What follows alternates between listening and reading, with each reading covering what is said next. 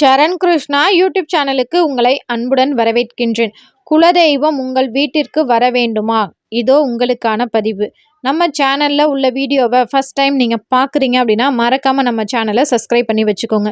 நம்ம சேனலில் தொடர்ந்து குலதெய்வ பதிவுகள், ஆன்மீக தகவல்கள் வந்து கொண்டே இருக்கும். வாங்க வீடியோக்குள்ளே போகலாம். இந்த வீடியோவில் குலதெய்வத்தின் அனுகிரகம் உங்கள் குடும்பத்தில் இருக்கின்றதா அப்படிங்கிறத நீங்கள் தெரிஞ்சுக்கொள்வது எப்படி? அது மட்டும் இல்லை, குலதெய்வத்தின் அனுகிரகம் பெறுவதற்கு, குலதெய்வம் உங்கள் வீட்டுக்குள்ளே வருவதற்கு நீங்கள் என்னென்ன செய்யணும், குலதெய்வம் உங்கள் வீட்டில் இருந்தால் என்னென்ன அறிகுறிகள்லாம் தெரியும் அப்படிங்கிற பல விஷயங்களை இந்த ஒரே வீடியோவில் நம்ம பார்க்க போகிறோம். அதற்கு இந்த வீடியோவை ஸ்கிப் பண்ணாமல் ஃபுல்லாக பாருங்கள். முதல்ல குலதெய்வத்தின் அனுகிரகம் உங்களுக்கு இருக்கின்றதா இல்லையா அப்படிங்கிறத நீங்கள் தெரிஞ்சுக்கிறதுக்கு ஒரு எளிய விஷயம் நீங்கள் செய்யலாம். அது என்ன விஷயம் அப்படின்னு பார்த்தீங்கன்னா, இது வளர்பிறை நேரங்களில் அல்லது பௌர்ணமி தினத்தில் இதை செய்வது ரொம்பவே சிறப்பு.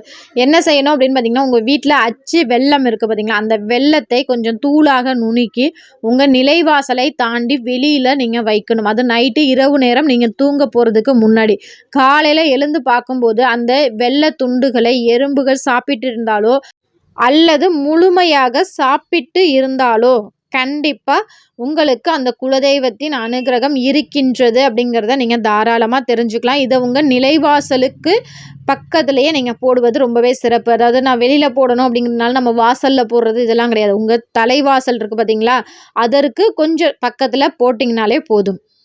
அடுத்ததாக இரண்டாவது விஷயம், உங்கள் வீட்டில் பல்லிகள் இருக்கின்றது. அது சத்தம் போடுது போடலை, அது இரண்டாவது விஷயம். ஆனால் பல்லிகள் ஒரு வீட்டில் இருந்தாலே அந்த வீட்டில் நேர்மறையான சக்திகள் இருக்கின்றது அப்படிங்கிறதையும் நீங்கள் தாராளமாக தெரிஞ்சுக்கலாம்.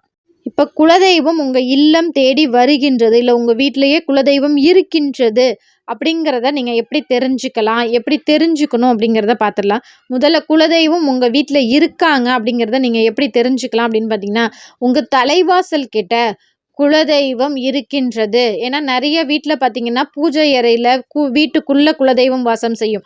ஒரு சில வீடுகளில் பார்த்தீங்கன்னா தலைவாசலில் மட்டும் நின்று நம்முடைய வீட்டை காவல் காக்கும். அப்படி உங்களுக்கு தலைவாசலில் குலதெய்வம் இருக்குது அப்படின்னா, தலைவாசல் கிட்ட 2-3 பல்லிகள் சேர்ந்து இருப்பது, பல்லிகள் சத்தமிடுவது, வீட்டுக்கு வெளியில் பல்லிகள் சத்தமிடுவது, இது அனைத்துமே உங்களுடைய தலைவாசலில் குலதெய்வம் இருக்கின்றது அப்படிங்கிறத நீங்கள் தாராளமாக தெரிஞ்சுக்கலாம். உங்கள் வீட்டுக்குள்ளே குலதெய்வம் இருக்கின்றது அப்படிங்கிறது உங்கள் குலதெய்வ எல்லையில் என்ன வாசத்தை நீங்கள் உணர்கிறீர்களோ அந்த வாசத்தை நீங்கள் உங்கள் வீட்டுக்குள்ளே அடிக்கடி நீங்கள் உணர்வது, உங்கள் பூஜை அறையில் நீங்கள் தண்ணீர் வைத்து அதில் பச்சை கற்பூரம் போட்டு நீங்கள் குலதெய்வத்தை வணங்கும்போது அந்த தண்ணீர் குறைந்திருப்பது, விளக்கின் தீப ஒளிகள் நல்ல சுடர் விட்டு எரிவது, இது அனைத்துமே குலதெய்வம் உங்கள் வீட்டில் இருக்காங்க, குலதெய்வம் வாசம் செய்கிறாங்க அப்படிங்கிறத நீங்கள் தாராளமாக தெரிஞ்சுக்கலாம். இப்போ இது போன்ற எந்த அறிகுறியுமே எங்கள் வீட்டில் இல்லைங்க அப்படின்னா, உங்கள் வீட்டில் குலதெய்வம் இல்லை என்றால் ஒரு சில அறிகுறிகள் தெரியும். உங்கள் வீட்டில் யாருக்காவது உடல் உபாதைகள் தொடர்ந்து வந்து கொண்டே இருக்கும், வீட்டில் நிம்மதி என்பதே இருக்காது, ஏதாவது சண்டை சச்சரவு இருந்து கொண்டே இருக்கும், கடன் பிரச்சனைகள் அதிகமாகும். ஒரு சிலர் கேட்கலாம், எங்களுக்கு நாங்கள் நல்லா சம்பாதிக்கிறோம் ஆனால் விரைய செலவு வருது, அப்போ நாங்கள் என்ன பண்ணுறது அப்படின்னா, ஒரு சிலருக்கு குலதெய்வத்தின் அனுகிரகம் இருக்கும்போது நம்ம உயிருக்கு ஏதாவது ஒரு ஆபத்து வரும்போது அந்த ஆபத்தை நம்ம செலவுகள் மூலம் தவிர்த்து கொள்ளும் அந்த தெய்வம். அதாவது நமக்கு தலைக்கு வந்தது தலைப்பாகையோடு போனது அப்படின்னு சொல்லுவாங்க. இப்போ ஒரு காரில் போகிறோம், ஆக்சிடென்ட் ஆனிச்சு, ஆனால் காருக்கு ரொம்ப அடிபட்டு நிறைய லட்சம் செலவாயிருச்சிங்க, ஆனால் உயிருக்கு எந்த ஆபத்தும் இல்லை அப்படிங்கிறப்ப இதுதான் விரைய செலவு அப்படிங்கிறது. நமக்கு எந்த ஆபத்தும் வராமல் நம்மிடம் இருக்கிற பொருட்களுக்கு மட்டுமே ஆபத்தை கொடுக்கும். நம்மளை உயிரை எப்படியாவது அந்த தெய்வம் காப்பாற்றி விட்டுரும்.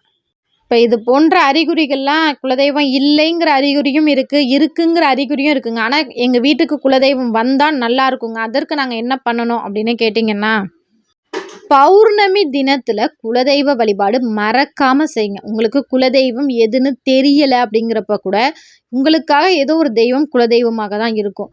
என்னை என் குலத்தை காக்கும் குலதெய்வமே போற்றி போற்றி, அந்த குலதெய்வத்தின் பெயரே தெரியலனாலும் நான் உன்னை வணங்குறேன், எங்கள் முன்னோர்கள் வணங்கி அந்த தெய்வம் எங்களுக்கு என்ன எதுவென்று தெரிய வேண்டும் அப்படின்னு சொல்லி உங்கள் தலைவாசலை நல்ல மஞ்சள் குங்குமம் வச்சு மங்களகரமாக அதற்கு தினமும் பூஜைகள் செய்வது, வீட்டில் நிறை சொம்பு நீர் வைத்து வழிபாடு செய்வது, குலதெய்வத்திற்காக தனியாக மண் அகல் விளக்கு ஏற்றுவது, இது அனைத்துமே நீங்கள் செய்ய செய்ய குலதெய்வத்தின் அனுகிரகம் கிடைக்கும். குலதெய்வம் தெரியாதவர்களுக்கு கூட குலதெய்வம் எது என்று தெரிய வரும். எங்களுக்கு குலதெய்வம்லாம் தெரியுங்க. ஆனா குலதெய்வத்தின் அனுகிரகம் வேணும். குலதெய்வ கோவிலுக்கே போக முடியல. வீட்ல பள்ளி சத்தமே கேட்க மாட்டுது. நாங்க என்னங்க பண்றது? அப்படின்னு கேட்டீங்கன்னா, நீங்களும் இந்த விஷயங்கள தொடர்ந்து செய்யணும். முதல்ல தலைவாசல ரொம்பவே சுத்தமா வச்சுக்கோங்க. தலைவாசலுக்கு முன்னாடி செருப்புகள் போடுவது, உடைந்த பொருட்களை போடுவது இத மட்டும் தவிர்த்து கொள்ளுங்கள். உங்க வீட்லயே பௌர்ணமிக்கு பௌர்ணமி குலதெய்வத்தை நினைத்து வழிபாடு செய்யுங்க. நீங்க நம்ம சேனல்ல தொடர்ந்து பார்க்குறவங்களுக்கு தெரியும் எப்படி பூஜையெல்லாம் செய்யணும். அந்த அளவுக்கு என்னால செய்ய முடியாதுங்க அப்படிங்கிறவங்க கூட ஒரு பால காய்ச்சி வச்சு ஒரு பௌர்ணமி தினத்துல உங்க குலதெய்வத்தை மனதார நினைங்க. உங்க குலதெய்வத்தின் பெயரை குலதெய்வத்திற்காக நிறைய மந்திரங்கள் சொல்லணும் அப்படிங்கிற அவசியம் இல்ல. குலதெய்வத்தின் பெயரை மனதார உச்சரித்தாலே போதும். 27 முறை, 21 முறை, 51 முறை எத்தனை முறை உங்களால 108 முறை எத்தனை முறை உங்களால உச்சரிக்க முடியுமோ அந்த உச்சரித்து என் வீட்டிற்கு வா அப்படின்னு சொல்லி மனதார வழிபாடு செய்யுங்க. குலதெய்வம் தெரியாதவர்கள் பௌர்ணமியில குத்து விளக்கு ஏற்றி குலதெய்வத்தை வழிபாடு செய்யலாம். குலதெய்வம் தெரிந்தவர்கள் குலதெய்வ படம் வைத்து வழிபாடு செய்யலாம்.